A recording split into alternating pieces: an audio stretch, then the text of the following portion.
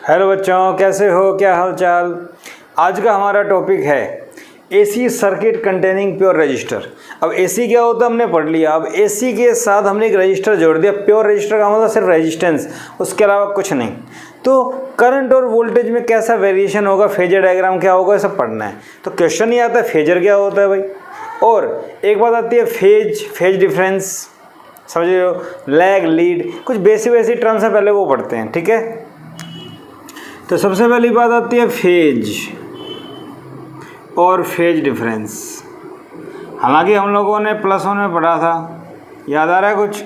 हमारे पास करंट आ जाए I = Im sin omega T ±5। Plus minus का मतलब है ऐड भी हो सकता है और सब्ट्रैक्ट भी, मतलब ओमेगा टी में ऐड भी और सब्ट्रैक्ट भी। फाई को बोलते हैं इनिशियल फेज, इसको इपोक भी बोल देते हैं, ठीक है।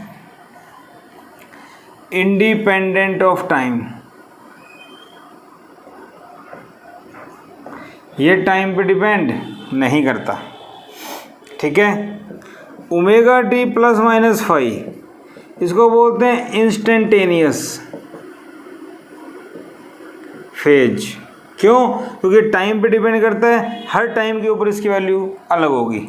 तो ये होता है टाइम डिपेंडेंट। तो एक चीज़ समझ में आ गई, साइन कोस के अंदर जो आर्गुमेंट होती है, जो वैल्यू होती है, उसी को फेज बोलते हैं, ठीक है। ये हो गया क्लियर। ये होता है फेज, क्लियर है, ओके। अब बात आ जाए भाई, फेज समझ में आ गया, करंट और जो वोल्टेज उसके अंदर जो होता है उसको फेज बोलते हैं। अब आपसे कोई पूछे भाई फेज टाइम पे भी डिपेंड करता है, फेज डिफरेंस क्या होता है।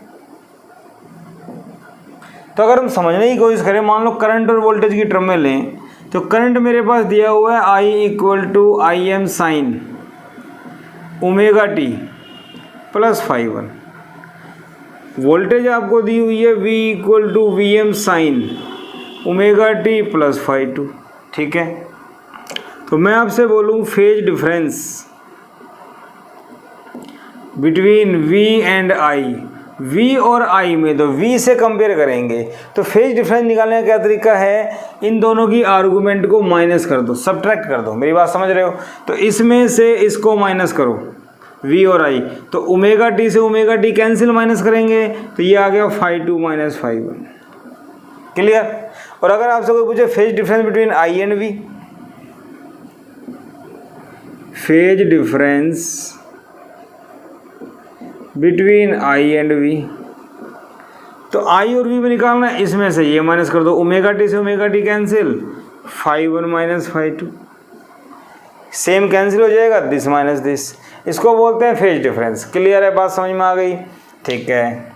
फेज क्या होता है, फेज डिफरेंस क्या होता है, छोटी छोटी बातें आनी चाहिए हमें, क्योंकि इसके बिना हमें दिक्कत आएगी, ठीक है भाई।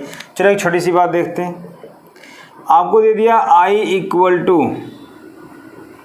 10 साइन, चलो वो लेके चलते हैं। I = Im sine omega T +π/3, V दे दिया Vm कोस ओमेगा टी +π/2 या π/6। Find phase difference between V and I। तो सबसे पहली बात देखने वाली क्या है कि यहाँ साइन है, यहाँ कोस है, दोनों सेम होने चाहिए। यहाँ साइन है, यहाँ कोस है, दोनों सेम होने चाहिए।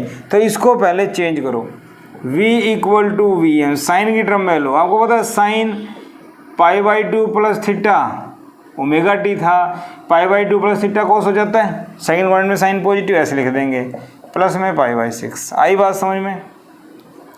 अब ये भी साइन, ये भी साइन, अब ठीक है। तो phase difference between V and I, तो V में देखो ओमेगा टी को छोड़ के क्या बचा, π/2 + π/6 -π/3। सॉल्व करो, 3 से मल्टीप्लाई, 3 से डिवाइड, 3π/6 π/6 4π/6 -π/3, 2 से मल्टीप्लाई, क्या हो गया 4π/6, 2π/6 तो 2π/6, π/3। समझ गए? तो फेज डिफरेंस कितना आ गया? π/3। और यूनिट क्या होती है? रेडियन। एंगल की यूनिट क्या होती है? रेडियन। पता है सबको? तो क्या मेरी बात समझ में आई? इन दोनों को ऐड करके माइनस π/2 ये, तो 4π/6, 2π/6, 2π/6 ये आ जाएगा। क्या मेरी बात समझ में आ गई? ठीक है। तो इस टाइप से हम फेज डिफरेंस निकाल सकते हैं। आई थिंक समझ में आ गई होगी बात। बेसिक छोटी छोटी बातें हैं, हमें आनी चाहिए, प्रैक्टिस कीजिएगा बस। ओके। और दोनों ही साइन में हो तो सीधा घटा दो, दोनों ही साइन में हो तो सीधा माइनस कर दो, कोई दिक्कत वाली बात नहीं है। करूँ क्या एक? चलो, आई दिया हुआ है tan sin omega T plus π/6, π/3। v दिया हुआ है 15 sin omega T plus π/6। Find phase difference between I and V. तो फेज डिफरेंस क्या हो जाएगा? इसको माइनस करो, आई और वी में से ओमेगा टी कैंसिल, दोनों साइन है, π/3 माइनस π/6, 2 से मल्टीप्लाई, 2 से डिवाइड, 6 हो गया, π/6 रेडियन। क्या मेरी बात समझ में आई? कर सकते हैं सॉल्व? ठीक है। बेस सेम कर दिया मैंने, या एलसीएम ले लो, कोई फर्क नहीं पड़ने वाला। ठीक है भाई, ये बात समझ में आ गई। इसके बाद बात आती है लीड और लेग। लीड का मतलब होता है आगे, लेग का मतलब होता है पीछे। ठीक है?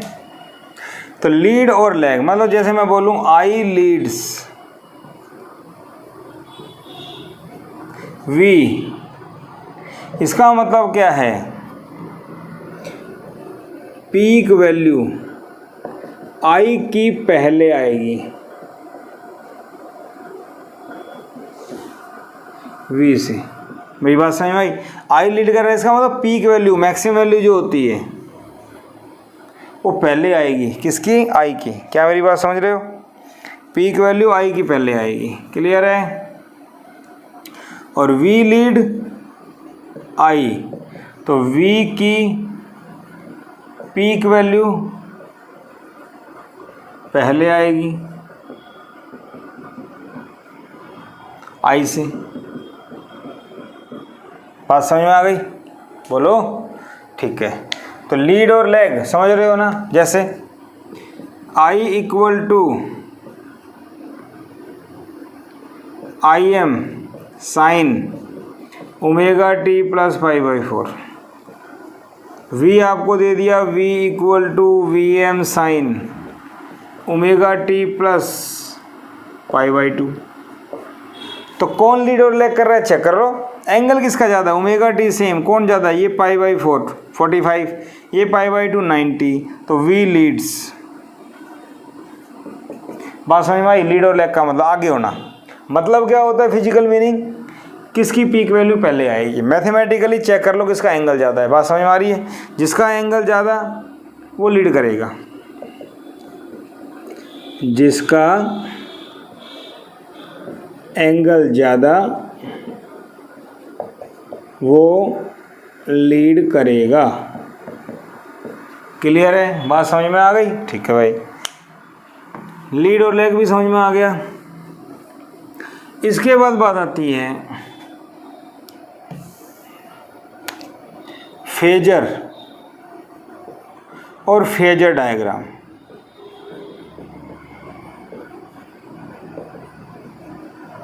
ये क्या होता है?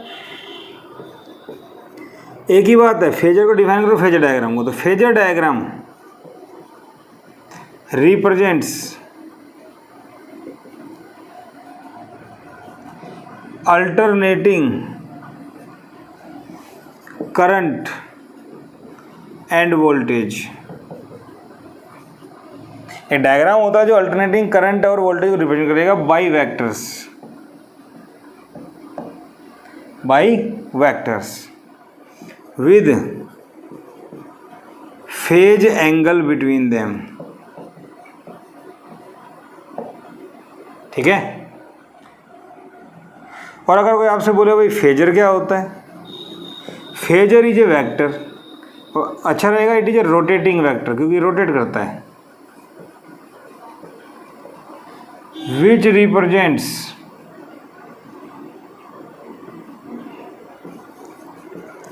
Alternating current end voltage. समझ में आई बात। And length of vector gives maximum और पीक वैल्यू V और I, करंट और वोल्टेज की मैक्सिमम या पीक वैल्यू देगा, उसकी लेंथ। ठीक है। एंड प्रोजेक्शन में perpendicular on Y axis gives instantaneous value. कैसे? सपोज करो ये मेरे पास एक फेजर है, फेजर। ठीक है। इनिशियल एंगल स्टार्टिंग का तो ओमेगा टी होता है। ठीक है। ये देगा मैक्सिमम वैल्यू, इसकी जो लेंथ है ये देगा ई मैक्स, बट इसका जो प्रोजेक्शन होगा वो देगा आपको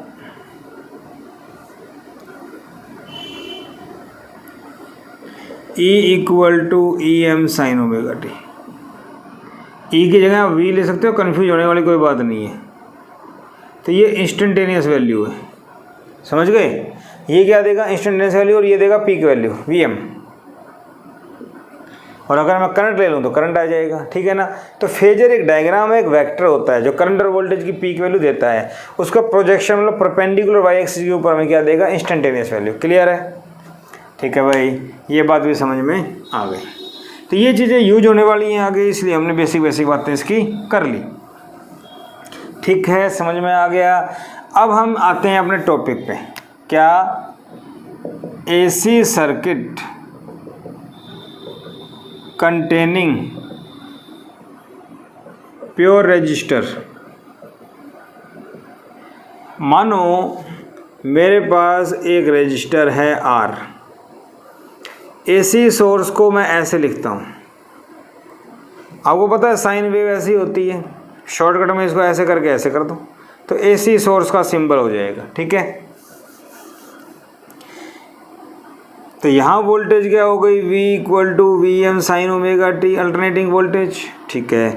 ध्यान रखना है सप्लाई वोल्टेज जो होती है वो हमेशा RMS होती है। हमारे घरों में जो सप्लाई होती है वो भी RMS होती है। अगर कुछ गिवन है तो बात अलग है, अदरवाइज V RMS लेके चलनी है। ठीक है। जो यहाँ पे लिखा होगा 220, देखो ये इक्वेशन हमें पता है, मैक्सिमम वैल्यू इंस्टेंटेनियस वैल्यू। यहाँ जो वोल्टेज गिवन होगी 220, 240, 300, वो हमेशा क्या लेनी है? RMS। हमेशा क्या लेनी है? RMS। ठीक है। तो यहाँ से करंट गया, ये करंट भी कैसा होगा? RMS। वोल्टेज होती है RMS। ठीक है। तो हम लिख सकते हैं वोल्टेज, हम एक्चुअली निकालना क्या चाहते हैं? हम निकालना चाहते हैं करंट और वोल्टेज में से कौन लीड और लैग करेगा, और फेजर डायग्राम क्या होगा? Voltage across R, V equal to V M sine omega T, equation number 1। ठीक है। नाउ यहाँ जो पोटेंशियल ड्रॉप होगा वो कितना होगा? V equal to I R, V equal to I R. अरे हाँ या ना? ठीक है। तो फर्स्ट को पुट कर दो, V की जगह मैं आई आर पुट कर देता हूँ, तो ये हो गया वी एम, ये हो गया साइन ओमेगा टी। कोई परेशानी वाली बात नहीं है। यहाँ से I क्या हो जाएगा? V M by R. ठीक है। वी एम बाई आर क्या होता है? मैक्सिमम वोल्टेज बटे में resistance, maximum current.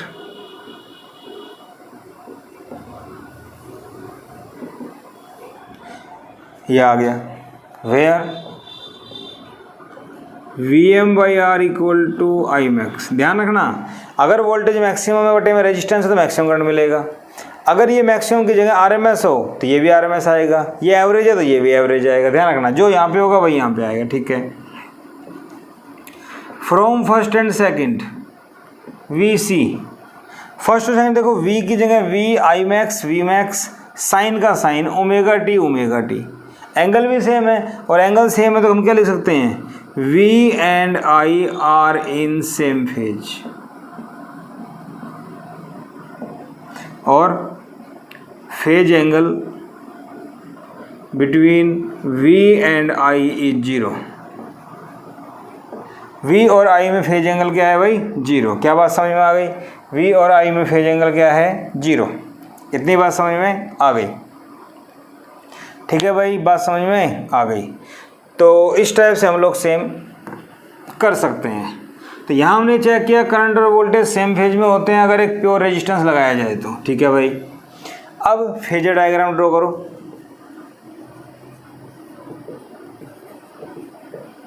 Phasor diagram क्या कहता है, एक प्लेन बनाओ इस टाइप से, यहाँ कुछ नहीं लिखना आपको अभी, ठीक है। यहाँ पे दोनों सेम फेज में है, तो ये मैंने ले लिया करंट और ये मैंने ले ली वोल्टेज, कुछ भी ले सकते हैं, कोई फर्क नहीं पड़ने वाला। इनिशियल दोनों में कितना एंगल था, ओमेगा टी था ना टाइम के साथ।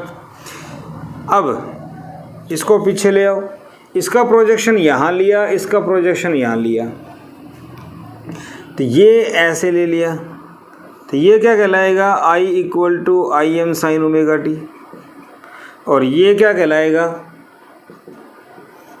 V equal to V M sine omega T. क्या मेरी बात समझ में आई, क्योंकि दोनों सेम फेज में है तो एक ही लाइन से रिप्रेजेंट होंगे, अगर दोनों अलग अलग फेज में होते तो अलग अलग आते। क्लियर है, बात समझ में आ गई। अगर इसका प्रोजेक्शन यहाँ लिया जाए तो ये कोस में आ जाएगा, ध्यान रखना, ठीक है ना, समझ रहे हो, प्रोजेक्शन यहाँ लेंगे तो कोस में आ जाएगा, तो ये साइन कोस। इतनी बात समझ में आ गई, ठीक है। वेव फॉर्म देखते हैं, यहाँ लेके चलते हैं आई और वी, ठीक है। यहाँ ले लेंगे टाइम, क्योंकि वी और आई सेम फेज में है तो सब कुछ सेम आना चाहिए। देखो रफली अपने हिसाब से बनाते हैं, ये लिया हमने वी वोल्टेज, तो करंट भी बेटा ऐसे ही आएगा। हमने करंट को कम लिया ना यहाँ मैग्नीट्यूड में, तो इसको ऐसे ले लो, मतलब टाइम सब कुछ सेम चल रहा है, लेकिन पी की वैल्यू चेंज हो गई ना, I max V max, P की वैल्यू चेंज हो गई, तो यहाँ पे इसको बोलते हैं वेव फॉर्म। क्या मेरी बात समझ में आई। तो वेव फॉर्म इस टाइप से शो कर सकते हैं हम लोग, ठीक है बेटा। Phasor diagram, wave form. अब कोई आपसे पूछे, जैसे v दे दिया आपको V M sine omega T plus pi by 6, I आपको दे दिया I M sine omega T plus pi by 6।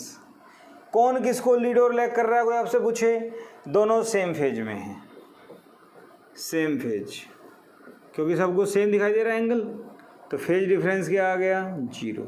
क्या मेरी बात समझ में आई। तो ये सिंपल सा था, एसी सर्किट में एक रेजिस्टेंस जोड़ दिया, दोनों सेम फेज में हैं, आर रेजिस्टेंस होता है, आर के बारे में सबको पता है। आगे जाके हम पढ़ेंगे, एक इंडक्टर को एसी सर्किट में जोड़ा तो कौन किसको लीड और लैग करेगा, और रेजिस्टेंस तो वहाँ पे है नहीं, तो इंडक्टिव रेजिस्टेंस कैसा आएगा, क्या फॉर्मूला होगा, कैसे क्या वेरिएशन होगा, काफ़ी इंपॉर्टेंट है ऐसे ही कैपेसिटर का। तो आज का लेक्चर पसंद आया हो तो लाइक शेयर सब्सक्राइब कीजिए, और नेक्स्ट लेक्चर के लिए वेट कीजिए। Thank you.